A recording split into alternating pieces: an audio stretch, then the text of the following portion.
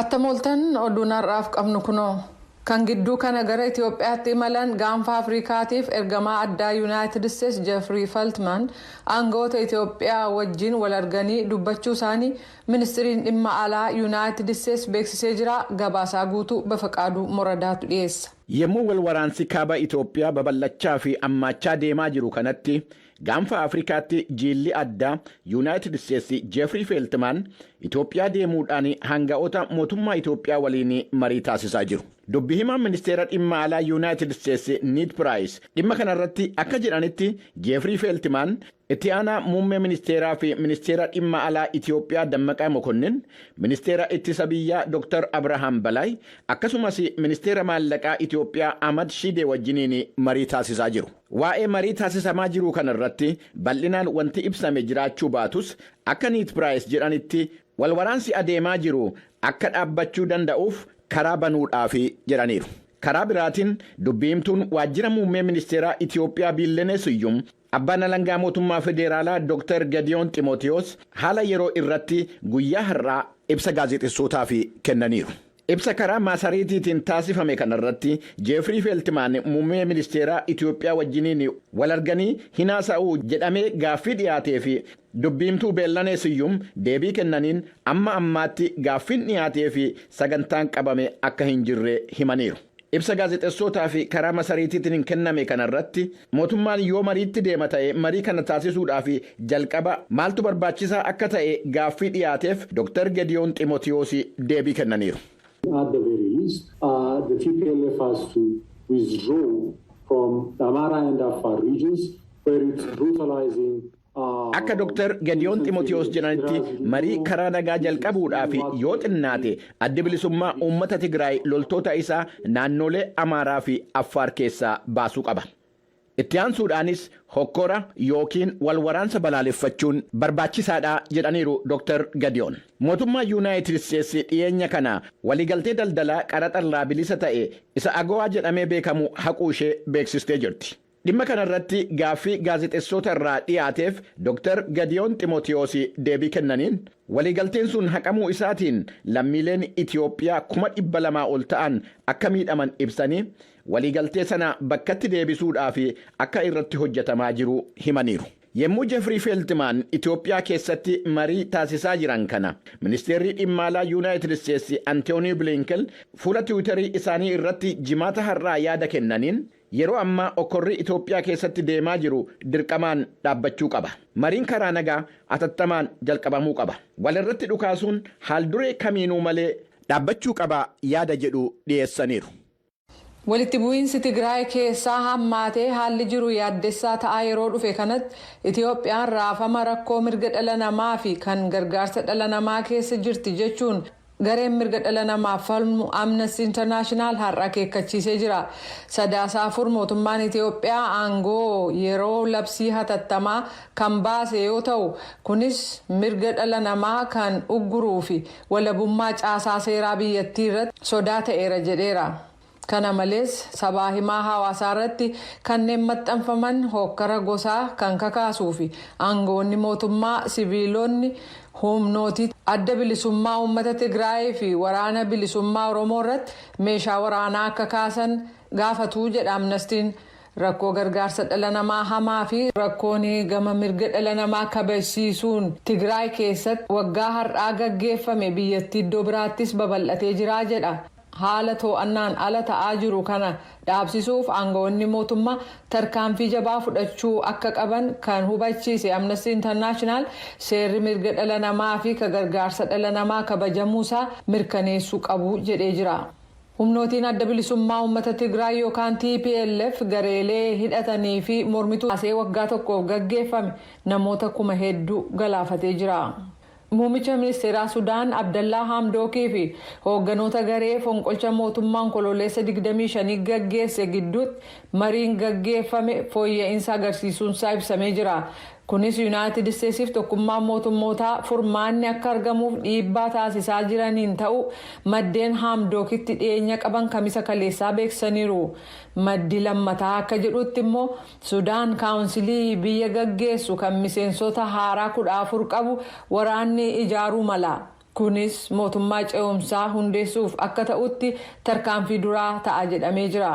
Dhiyeenya kana addunyaan dhiibbaa gochaa jirtu dabaluusaaf mallattoon jiru barreessaa dureen tokkummaa mootummoota Antooniyoo Guutarees hoogganaa waraanaa Sudaan Abdul Fattah al-Burhaan waliin kamisa kaleessaa bilbilaan dubbachuu isaanii fi akka isaan ajaja heeraa fi deemsa ce'umsaa iddootti deebisan gaafataniiru. Burhaan kamisa darbe bilbilaan ministeera haajaa alaa Yuunaayitid Isteets Aantanii Bilinkan waliin ka dubbatan yoo ta'u mootummaa hundeessuu fi deemsi jiru akka ariifachuu qabu Burhaan irratti waliigaluu isaanii waajirri isaanii ibsee jira. Ce'umsi deemokiraatawaan akka barbaachisu gamlameen kan irratti waliigalan yoo ta'u ijaarsa mootummaa ce'umsaa hundeessu xumuruu fi mootummaa ijaaruuf deemsi jiru akka ariifachuu qabus waliigalaniiru jedha waajirri Burhaan. Burhaan namoota siyaasaa eega fonqolcha mootummaa asiidhanii jiran battalumatti akka gadhiisan muummicha ministeeraa Hamdookiin waajiratti deebisuu fi bulchiisa siviilotaa Sudaan keessatti deebisanii dhaabuu irrattis mariin akka gaggeeffamu Bilinkan bilbilaan Burhaanitti himanii jiru. Oduun jimaataadha.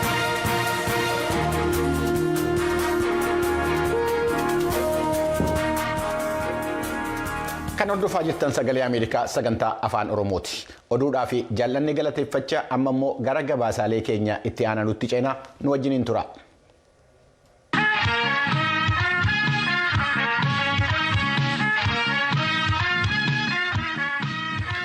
Hiriirri gareewwan mootummaa Itiyoophiyaa lolaa jiran balaaleffatuu fi waraana ittisa biyyaatii fi deeggarsa agarsiisu naannolee Oromiyaa magaalota 19 keessatti taasifameera. Tsahaay Daamxoo namootaan hiriira kana irratti hirmaatan tokko haasofsiisuudhaan gabaasa itti aanu qindeessiteetti. Hiriirri har'a magaalota Oromiyaa hedduu keessatti gaggeeffame yeroo itti waraanni kaaba Itoophiyaa naannoo Affaarii fi naannoo Amaaraa keessatti babal'atee jiruttidha. Kaayyoo hiriira har'aa ilaalchisuudhaan dubbi himaa mootummaa naannoo Oromiyaa obbo Haayiluu Addunyaa haasofsiisneerra. Qabsoo gaggeessineen wayyaanee hiddaan buqqisnee amma awwaala ishii gadi fageessuudhaaf tokkummaan kaaneerra kan jedhuu fi awwaala wayyaanee xumuratti gochuudhaaf uummanni magaalota Oromiyaa 19 keessatti bahee deeggarsa raayyaa ittisa biyyaatiif taasisee cina dhaabbachuudhaaf akkasumas immoo balaaleffannaa gocha shororkeessummaa wayyaaneen naannoo Amaaraa, naannoo Affaarii fi kaleessa galgalammoo shanee wajjiniin qindaa'anii haleellaa isaanii godina addaa saba Oromoo kamiseetti raawwatan balaaleffate giddu galeessa godhatee kan gaggeeffamedha. Hiriira magaalota adda addaa irratti gaggeeffameen dhaadannoowwan dhagahamaa turan qabiyyeen isaanii tokkodha kan jedhan obbo Haayiluun muraasa isaaniis eeraniiru. Wayyaaneen diina uummata Itoophiyaa keessattuu kan Oromooti lamuu nutti hin deebi'u gateetti ittiin gabrummaa wayyaanee baannu hin qabnu akkuma kaleessa waltaanee hiddaan buqqifnee amma xumuratti taasifnaa kan jedhu keessatti argama. Akkasumas raayyaa ittisa biyyaa kaleessas har'as borus cina hiriirree deeggarree tokkummaa biyya kanaa itti fufsiisna. Haalli Itoophiyaan itti jirtu labsii yeroo muddamaa keessa hiriirri kun akkamiin gaggeeffamee kan jedhuufis obbo Haayiluun deebii kennaniiru. Kaleessas wabiin tokkummaa biyya kanaa uummata isheeti har'as uummata otoo nu hin jirru lamuu wayyaanee fi ergamtoonni wayyaanee biyya kana hin saamanii hin qorqanii birmadummaashis dabarsanii hin kennani kan jedhu abbaan nagaa olaanaa immoo uummata ta'uusaa kan qabatamaatti agarsiisee fi rakkoo nageenyaa tokko malee kan xumurame ta'uusaati. Obbo Guutamaa Abaadir Abbaa Garoo jiraataa magaalaa Jimmaati. Hiriira har'aa irratti magaalaa isaaniitti hirmaatanii jiru. Dandoonni nu dhageessisaa oollee juuntaanii deebitee nu bittu biyyi keenya Itoophiyaan hin diigamtu. Biyya keenya nageenya isaanii eeggannaa biyya keenya ni baraarra. Jiraataa magaalaa Shashamannee obbo Hussein Dureessoo sababa itti hiriira bahan ibsaniiru. Kaayyoon hiriiricha jalqaba juuntaa fi shanee balaaleffachuudha. Kaayyoon hiriiricha raayyaa ittisa biyyaa cinaa dhaabbachuudha. Namni waan qabuun fi garjoomuudhaan waan qabuun raayyaa ittisa biyyaa cinaa dhaabbachuu qaba. Gareen adda bilisa baasaa uummata Tigraay fi mootummaan shanee jedhee kan ittiin waamu dhaabni waraana bilisummaa Oromoo jedhee of waamu dhaadannoowwan har'a hiriira irratti ibsamanii fi garee shororkeessitootaati kan jedhu akka hin fudhanne irra deddeebiidhaan yeroo garaagaraatti ibsaa turaniiru. Gama biraatiin biyyoonnii fi dhaabbileen addunyaa waraanni kaaba Itoophiyaa karaa nagaadhaan akka furmaata argatuuf carraaqqii taasisaa jiru. Ergamaan addaa Yuunaayitid Isteet kan gaanfa Afrikaa Jeefrii Feeltimaan kaayyoodhuma nagaa buusuu kanaaf Finfinnee jiru. Har'a guyyaa lammaffaa isaaniiti erga Finfinnee seenanii. Gabaasa sagalee Ameerikaatiif Tsahaay Daamxoo Finfinneerra.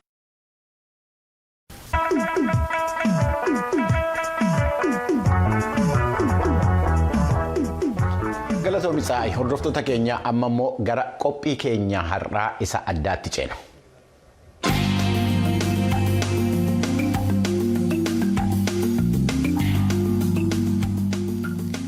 Humni riphee loltoota mootummaan Itoophiyaa shororkeessotaadha jedhee farraje addi bilisummaa uummata Tigraay fi waraanni bilisummaa Oromoo Finfinneetti yeroo dhiyaataa jiranii jedhanii gabaasamaa jiru keessatti mootummaan Itoophiyaa labsii yeroo atattamaa baasee jira. Labsii kana ilaalchisee namoo daandii pirezidaantii mana murtii waliigalaa kanaan dura kan Oromiyaa jechuudha turanii obbo Tashaalee Abarraa yeroo ammaa London keessa kan jiran Anchor Solicitor jedhamu beekamuu fi hojjechaa jiran obbo Tashaalee Abarraatii wajjiniin dhimma kana irratti marii taasiseera gara sittiris hin dabarsa. Obbo Tashaalee mootummaan Itoophiyaa dheengaddaa labsii yeroo atattamaa baasee jira. Labsiin kun akka heera biyyattiitti mootummaan labsamuun akkamitti ilaalama? Akka seeraatti yookiin akka heeraatti mootummaan kaabineen muummichi ministeeraa labsii kana baasuuf mirga qaba. Garuu qabiyyeensaa maaliidhaa isa jiru kan shakkisiisaa fi rakkisaa ta'u jechuudha.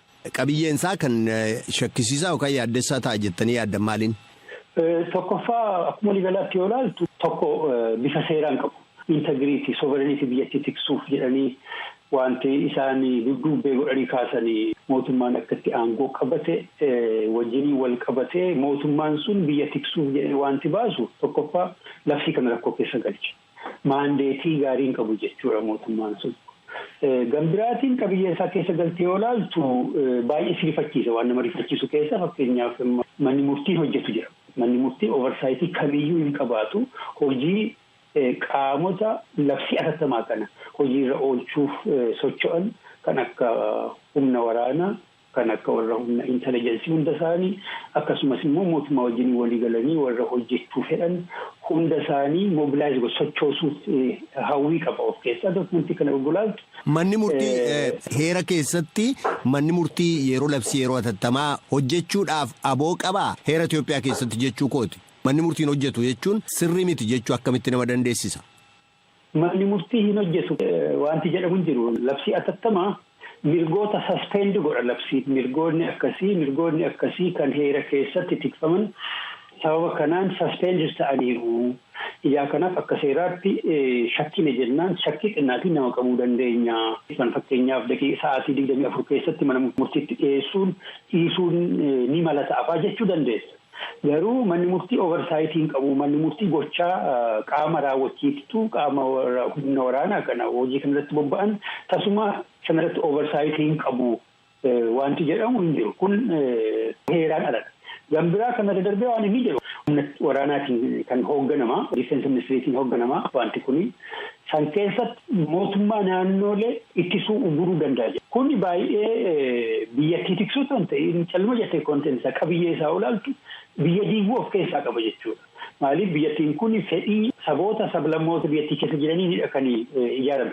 Garuu obbo Tashaalee kun mootummaa federaalaati. Mootummaan federaalaa yeroo rakkoon atattamaa akkasii dhufu fakkeenyaaf riphxee loltoonni kan adda bilisummaa uummata Tigraay akkasumas immoo riphxee loltoonni waraana bilisummaa Oromoo yeroo dhiyaataa jiran kanatti akka mootummaatti mootummaan filatameedhaan jedhee dubbata yoo xiqqaate mootummaan kun kanaaf heerri diigamuudhaa fi aangoon mootummaa kanaas fudhatamuudhaaf jedhee akka mootummaa federaalaatti kan naannolees kaanis aangoo isaanii murtaa'aa taasisuu danda'a moo hin danda'u akka seeraatti? Aangoo isaanii murtaa'aa taasisuu danda'a garuu mootummaan istiraakcharii isaa jijjiirra jedha wanti kun mootummaa kana akka barbaachisummaa isaatti istiraakcharii isaa kana jijjiiruu danda'ama jedha wanti baay'ee hamaadha baay'ee sana qofaa miti labsii kana olaaltu. Meeshaa waraanaa qabatee uummanni mootummaa wajjiniin tumsee akka waraana kana keessatti bobba'u inside nagaa tiksuuf jecha waan nagaa booressu keessatti argita jechuudha. Yeroo ammaa kana mootummaan United States dhimma kana gidduu seenee karaatti nagaan bu'u waan falaa jiru fakkaata. Fakkeenyaaf ergamaan addaa kan pirezidaantii United States Feltman gara Itoophiyaatti akka imalanitti kan oduurraa dhaga'amaa jiru. Labsiin yeroo atattamaa labsamuun kuni wal waraansicha gara fuulduraatti ariifannaadhaan deemaa jiru kana yeroofillee ta'u dhaabee akka mariidhaaf qaawwaan banamu gochuu irratti ammam qooda qabaachuu danda'a. mariidhaaf qaawwaa banuu kan danda'u Feeltimaan deemuu isaas miti labsii kanas miti. Labsiin kun waa tokkoyyuu jijjiiruu danda'anatti fakkaatu. Sanarra darbee natti fakkaata warra oppositionii amma dhaabota maqaa isaanii dhoofte irraas yogguu laallu yogguu dhageenyu waan isaan jedhan sanarra dabarreerraa yaada jedhamu jechaadha kan jiru. Heerri kun otoo jiruutii lolatti seename. Heerri kun otoo jiruutii ileekshinii TPLF haquutti seename heera cabsameeti jechuudha. Amma heera sana difendi godhaa kan jiru. Tokkummaa biyyaa tiksaa kan jiru TPLF fakkaata. Maaliif wanti isaan jedhaa jiranii heera kana tiksinaa kan jedhu. Mootummaanis heera tiksaan jiraadha kan inni jedhu. Inni gam lamaaniyyuu heera tiksuuf jedhanii dubbatu. Mootummaanis heera tiksuufan isaan irratti tarkaanfii fudhadha jedhee akka shororkeessotaatti ramadee jira. Gam lamaanuu jira jechuu kooti. Kana keessatti garuu labsiin yeroo atattamaa kun labsamuunsaa amma tokko haala ariifannaadhaan gama mootummaanis haa ta'u gama warra mormaniitiin fuuldura deemaa jiru kanaaf yeroo gabaabaaf dhaabee mariif qaawwaa banuu danda'amoo hin danda'u. Ani wanti kun natti fakkaatu karaa kaabaa kun amma Shawaarobiitti gad dhufaa jira humni TPLF Oromiyaa keessa kun Shawaa keessa dabalatee bakka adda addaatti abaa'uu mul'achaa jiraachuunsa bakka adda addaa to'achaa jiraachuu isaanii BBC'n iyyuu gabaasaa jira. Haala kana keessatti labsiidhaan otoo hin ta'iin mootummaan humna waraanaa mooraa isaatti deebisanii kana booda teenya haasa'uu qabna jedhanii dhaabota akka ABO fa'aa warra mana hidhaa jiran warra nagaadhaan biyyattiitti galanii mootummaan hidhaatti galche warra OFC fa'aa hooggantoota isaanii akkasumas immoo humna WBO fi TPLF kana waamanii waliin taa'anii marii karaa sabanuudha. Garummoo ibsa hoogganoonni adda bilisummaa uummata Tigraay dubbatan deddeebi'ee gidduu kana kan dhaga'amaa jiru hooggansi waraana bilisummaa Oromoos gara Finfinneetti deemaa jirra mootummaan mariidhaaf carraa jiru cufee jira gatii kanaaf amma furmaanni jiru lolatti fuufnee mootummaa kana taayitaarraa buusuudha jedhanii dubbataa jiru yeroo kanatti mootummaan sana dhaabuuf yeroodha maaliif utuu isaan deemnee mootummaa kana humnaan buusna jechaa jiranii mootummaan akkamitti lola dhaabee waraana gasheera jedhee dubbachuu danda'a. Fala biraatiin jiru kana kan godhuufi oguma akkasii jetti walitti gaayis Oromiyaa keessaa itti gaafatamtoonni olaas ammaan kana waraana dhaabuu osoo hin ta'iin xumuratti gochuudha mootummaa kana mootummaan guutuutti aangoo irraa maqsuudha kan jedhu daddabalanii kaasaniiru kana nan hubadha akkumatti jettu anis dhaggeeffadheera garuu mooraatti waraana deebisuun furmaata guddaa fiduu danda'a. Mootummaan dhaabee fi warri deeman kun gara fuulduraatti deemuun isaanii dhaabatu taanaan akkamitti nagaa buusuu danda'a? Ani akkasitti amanu approachii mootummaatti badaadha fokkataadha malee otoo mootummaan Abiy isuma cinaa kan jiran gadi bahanii warra hidhaa keessa jiran kan akka Daawud fa'aa kan akka Jawaar fa'aa kan akka Baqqalaa Garbaa fa'aa hidhamtoota Koloneel Gammachuu fa'aa warra ABO kana warra OFC kana baasanii good will wayii argisiisanii wanti waraanaa hin dhaabbatu kan jedhu natti mul'atu. Pireezidaantii mana murtii waliigalaa Oromiyaa duraanii fi gorsaa seeraa obbo Tashaalee Abarraa ibsa naa kennitaniif guddaan sin galatoomsadha. Isinillee galtooma jedha kanaan akkasaniif.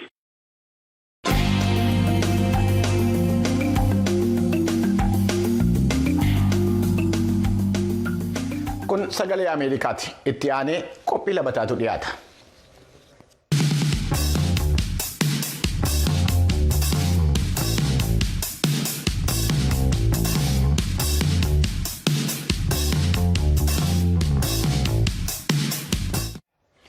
Qophiin kun torbanitti jimaata kan isiniif dhiyaatu isa waa'ee dargaggootaa irratti xiyyeeffatu labataadha.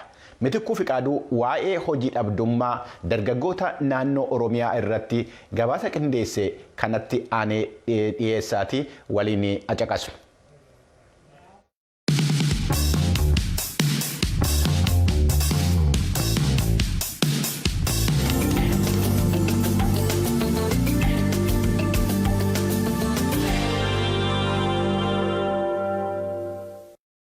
Adaamaa irraa gosa barnoota elektirikaal and kompiitar injinariingiin digirii jalqabaan eebbifamuu hima. Garuu hanga ammaatti hojii dhabdummaan rakkachaa akka jirus haala kanaan ibsa.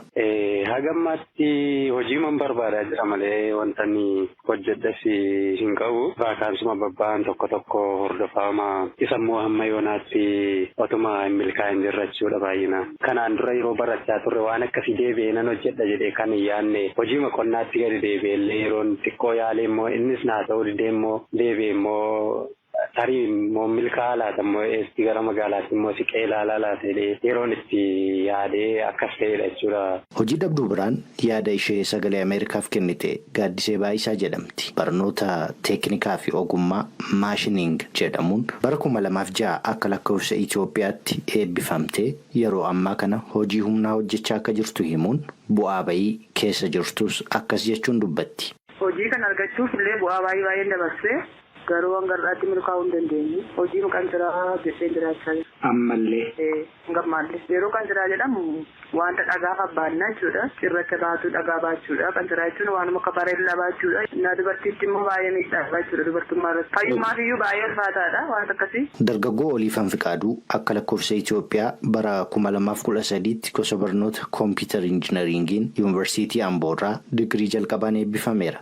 Garuu wanti yaadaa turee fi amma isa mudate adda ta'uu hima. Gara magaalaatti gaafa dhuftu rakkina hedduutu mudata. Saanuma ta'ee osoo jiru immoo magaalaa gaafa dhuftu wanti nuyi addatti beeknee yookaan immoo namni nuti eenyu keenya bira jira deemnannee addatti dhufnu hin jiru. Hojii marganna jenneetudha kan naannoo sanarra dhufnu. Sababiin isaa bakka nuti jirru eeriyaan yookaan immoo carraan hojii argachuu kun baay'ee dhiphaadha. Gara magaalaa kanaa hojjennee gara Finfinneetti gaafa dhufnus waanumti addaa iyyuu hin jiru. Eebbisaa Gabayyoo gosa barnoota Oliifan barate waliin tokko akka ta'e kan himu yaada Oliifan ni qooddata. Gaafan yaa'ugaa yeroon eebbifameen achi bahu yeroo bakka giddi keessatti ciffaraa waan baay'ee ture miti yeroo eebbifaman akkuma bakka achi ba'een torbee lama waan turu natti hin fakkaatu ture. Turtii waggaa kana keessatti yaa'u chaalenjii duraan amma yuunivarsiitii galee waggaa naannoo almost waggaa 6 baranne sababii koronaas jechaadha. Waggaa 6 barannee garuu chaalenjii amman yeroon hojii barbaadu kana argi sana keessatti hin argine. Gaaddisee Baayisaa sababa hojii dhabdummaan yeroo ammaa hojii humnaa hojjechaa kan jirtu. Hojii dhabdummaan addatti shamarran irratti dhiibbaa guddaa qabaachuu himti. Maatii lafa gaadhee jirra. Hojii barbaachaa jechuudha. Hojii dhabuun immoo yeroo malee gaarii nama dhaabsisa. Rakkoo keessa nama gashaa waan baay'ee nama dubartoota irratti mudannoo baay'ee jira jechuudha. Shamarri hojii barbaadaa jirtu biraan Taliilee Fiqaaduu bara 2013 akka lakkoofsa Itoophiyaatti Yuunivarsiitii Riifti Vaaliirraa sadarkaa barnoota digirii jalqabaan akka eebbifamte kan himtu yaada Gaaddisee akkas jechuun qooddatti. Amma fakkeenyaaf dorgommii sana yeroo galmoofnee kaanu jechuudha. Argadha wanta jedhuufi wanta sitti hundayyuu bakka asitti gochuu qabda. Fakkeenyaaf dubara agataatee jirtutti tarii qormaata kanarratti namoota wajjin wal qunnamuu dandeessaa yookaan abbaa kaampaanii sanaa ta'a yookaan immoo nama qormaatumaas illee namatti dhiyaatu tokko jira yoo ta'e infoormeeshinii jiru nan argadha irraati yookaan immoo na gargaaruu danda'a wanta jedhamuu fi waan gaaffii kan si gaafatanii deebii kennuun dirqamasti ta'a. Yeroo kana immoo dhiibbaatti mudachuu danda'a. Dhiibbaa kana immoo nan milkaa'aa bor kan jedhuu fi keessatti yeroo kuftee argamtoo kan miidhamtee cabdu jira jechuudha. Dargaggoonni kunniinii fi kanneen biroo naannoo Oromiyaa keessatti hojii dhabdummaan rakkachaa jiru. Biiroon carraa hojii uumuu fi ogummaa Oromiyaa maal karoorfatee jira jedhamanii kan gaafataman itti aanaan biirichaa obbo Maatiyoos Sabbooqaa yommuu deebisan. Akka biiroo carraa hojii uumuu fi ogummaa Oromiyaatti bara baajataa 2014 kanatti hojii barbaaddota naannoo keenya keessa jiran miliyoona 1.5 ta'aniif carraa hojii uumuudhaaf hidhatanii hojjetaa jirru. Akka naannoo Oromiyaatti dargaggoota miliyoona 1.5f carraa hojii uumuuf biiroon carraa hojii uumuu fi ogummaa Oromiyaa yommuu karoorfatu maalirraa ka'eetii hojii dhabdoota meeqa akka jiran galmeeffateetii gaaffii jedhu kan gaafataman obbo Maatiyoos. Karoorri kun karaa lamaatiin karoorsina. Tokko caasaa mootummaa sadarkaan jiru irraatti keessattuu caasaan hojii carraa hojii uumuuf ogummaa sadarkaa godinaarra hin jira, aanaarra hin jira, magaalotarra hin jira. Taatiksi ka'umsaa akka naannootti kan fudhannu hin jira. Isaan sun walitti qabamanii dhufanii godinarraan yookiin aanaadhaan magaalotaan hojii dhabdoonni meeqa hin jiraatu kan jedhu sana tokko xiinxalaa sadarkaadhaan hin fudhanna. Inni lammataa immoo taatiksiin biyyaalessaa qorannoo GSS'n bara darbe gaggeesseetiin hojii dhabdoonni labar maarketitti galanii waggaan gara miliyoona 2 ta'u kan jedhudha qorannaan jiru. Isa sana giddu galeessa godhannee kan itti deemudha. Inni sadaffaan yeroo karoora kana karoorsinu godinaalee fi magaalonni raawwii isaan hojii bara 2013 hojjetan san giddu galeessa godhannee raawwii dandeettii raawwachisummaa fi humna baajataa naannoo sana jiru humna mobilaayizeeshinii hawaasaa mootummaa dhaabbilee adda addaa giddu galeessa godhachuudhaan kan karoorfamu ta'a. Akka naannoo Oromiyaatti dargaggoota miliyoona 1.5f carraa hojii uumuuf karoorfameera. Carraa kanarraa fayyadamoo ni taana jettanii abdattuu jedhamanii kan gaafataman dargaggoota hojii barbaadaa jiran keessaa bara 2009tti yuunivarsiitii Adaamaarraa sadarkaa barnoota digirii jalqabaan kan eebbifameeru Mitikuu Nagaraa waggoota 5 ani hojii barbaadu kana hundatti akkasuma jedhama garuu ani ittiin milkoofnee jedha. Yeroo baay'ee numa haasa'ama waggaa 5 erganni umree bahee numa odeeffama wantoonni akkasii garuu lafarratti wanti baay'inaan argamu jiru mee garuu numa yaalla jennee jirra. Yaada Mitikuu kana kan qooddattu Gaaddisee Baayisaas akkas jechuun deebisti. Anabdiin qabu. Maaliif? Jechuun deddeebi'eera waan ta'eef hangarratti waan milkoofneef deddeebi'aan ture. 2006 qabee hangarratti deddeebi'aan jira. Wanta itti milkaa'e tokko waan hin jirreef keessa jira jedhee dhufe manaan jiru qaama. Gabaasa Sagalee Ameerikaaf Finfinneerraa Mitikuu Fiqaadu.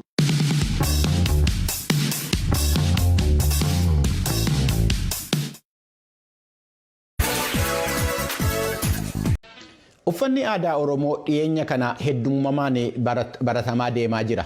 Ogeessonni hojii kanarratti hirmaatan immoo kanaan dura uffata aadaa Oromoo kana keessumaa magaalaa guddittii biyyattii keessatti uffachuunis ta'e gurguruun rakkisaa akka ture dubbatu. Uffanni kun babal'achaa adeemu malee garuu ammas qorannoo irratti hundaa'ee waan hojjetamaa hin jirree fi rakkina qabaa jechaa jiru. Biiroon Aadaa fi Turizimii Oromoo immoo Oromiyaa dhimma kana irratti fala qabaa jechaa jira. Daawit Galmoo gabaasa itti aanu qopheesseera. Biqilaa Gammachuu as Finfinnee naannoo Muujjaa yookaan Shiroo Meedaatti dukkaa uffata aadaa erga banee ganna 10 darbeera. Duraan hojii kana asitti hojjechuun ulfaataa ture jedha. Akka ammaa haala amma keessa irra fudhatama bal'aa argatee uffannaa yookaan immoo uffata uffatanii mana mootummaatti hin galanii illee amma ta'e kanaati miti. Hojii gootettee yookiin immoo kana uummatni dhugumaan irraa bitattee yookaan irraa fudhatee boorittiin biizinasa keessa galattee waa yaadduun turre jechuudha hojiin kun. Uffachuu kana tolallee kennineera nama barsiisuuf. Yeroo sana gaa uummata waggaa uffatee ba'u uummata huccuu kana uffatee gadi ba'utti huccuu aadaa Oromoo uffattee yookaan immoo ulee abbaa bokkuu kana qabattee as karaa kanarra deemuurra waraabessa guyyaa saafaa saggootti baattee magaalaa kana keessa yoo deemte hin salphata. Kun dhiibbaa ture yeroo sana jechuudha. Amma ayyaana Irreechaa cidhaa fi ta'eewwan adda addaa irratti uffati aadaa Oromoo baratamaa dhufee jira. Biqilaan kana yeroon argu gammachuu guddaatu natti dhaga'amaa jedha. Dhugaa jiru sitti muudhaaf baay'ee gammachuu daangaa hin qabnetu nutti dhaga'ama. Maaliif dhiibbaan kaleessa dheengaddaa dhimma aadaa kanaan nurra ture baay'eedha. Yeroo isin jedhu itti reebamne, itti rukutamne, itti madoofne har'a galuu garuu sadarkaa kanarra ga'ee ija keetii waan itti dadhabde tokko waggaa argitu gammachuun isaa dhuguma sitti muuf si boossisa. Malee gammachuu akkasumaan ibsitee darbituutii miti jechuudha. Biqilaan ammas dhiyeessi uffata aadaa Oromoo hanqina hedduu qabaa jedha. Isaan keessaa tokko meeshaan dhiyeessa uffataadhaaf qophaa'u dhabamuu darbees nama duudhaa saba kanaa beekuun qophaa'uu dhabuun rakkoodha jedha. Inni biraa immoo dugda duuba qorannoo uffata aadaa godinaaleeti. Dudduubeensaa ammallee karaa gama warra huccuu aadaa hojjetaniin illee gama aadaaf turizimii Oromiyaan illee hin hafata hin barbaachisas. Yoollee nuti warri dhimma hojii kanaatti bobbaane deemnee wanta kana qayyabachuullee hin dadhabna ta'e warri aadaaf turizimii illee nu cina dhaabbatanii meeshaan arsiin dur itti fayyadamu kana fakkaata. Fakkeenyaaf amma arsiin kun amma xuunxoota argitu kun baay'ee isaa arsii fayyadama. Boraatiin tan argitu kun muka duwwaadha. Kun amma naannoo Karrayyuutti baay'ee beekamaadha boraatiin. Kun amma achumarraa dhufeetu itti nama fayyadamaa irra malee gama aadaaf turizimiin iddoo kun hundumtuu arsiin akka itti fayyadamaa ture, Wallagga akka itti fayyadamaa ture, Shawaa keessa waan akkasii ture, Harar waan akkasii qodaa akkas jedhamu qabata kanatti aannan unata jedhamee hodoo lafa kaa'ame. Dhaloota ta'anu dhaloota nu booddee jiraniif ergaa guddaa ta'a. Dargaggoo Obsaa Caalaa jiraataa magaalaa Bishooftuuti. Innis hojii uffata aadaa Oromootti erga seenee ganna 2 darbeeraa jedhe. Hirrina hojii kanarratti argesi akkasittiin dubbata. Waan ammayyeessuudhaaf jedhame boca isaa sanarraa fudhatameet boca isaa ilillaan hojjeta. Ilillaan akkuma kana dura siin jedhee mallattoo wal hormaataa dubartiiti. Kuni bokkuudha miti. Bokkuun kun yoo ilaalte amma inni kun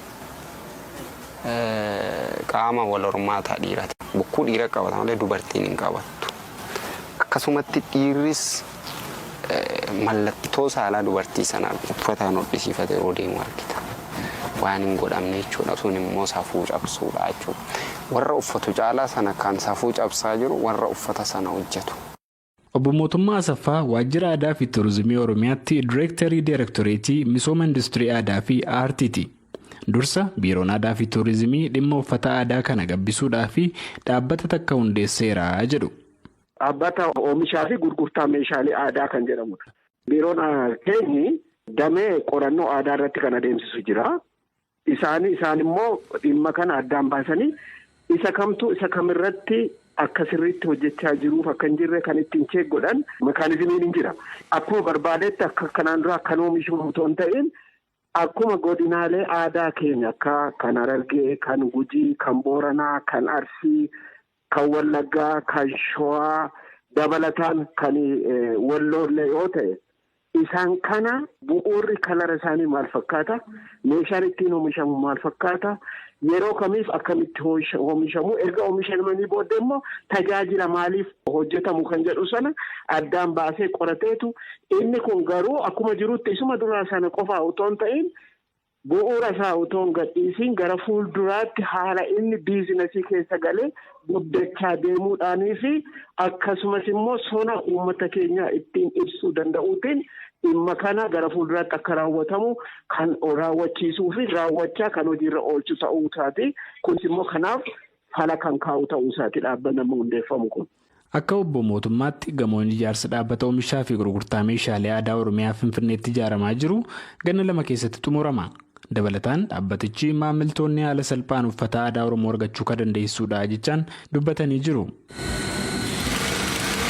Gabaasa Sagalee Ameerikaaf Galmuu Daawit Finfinnee.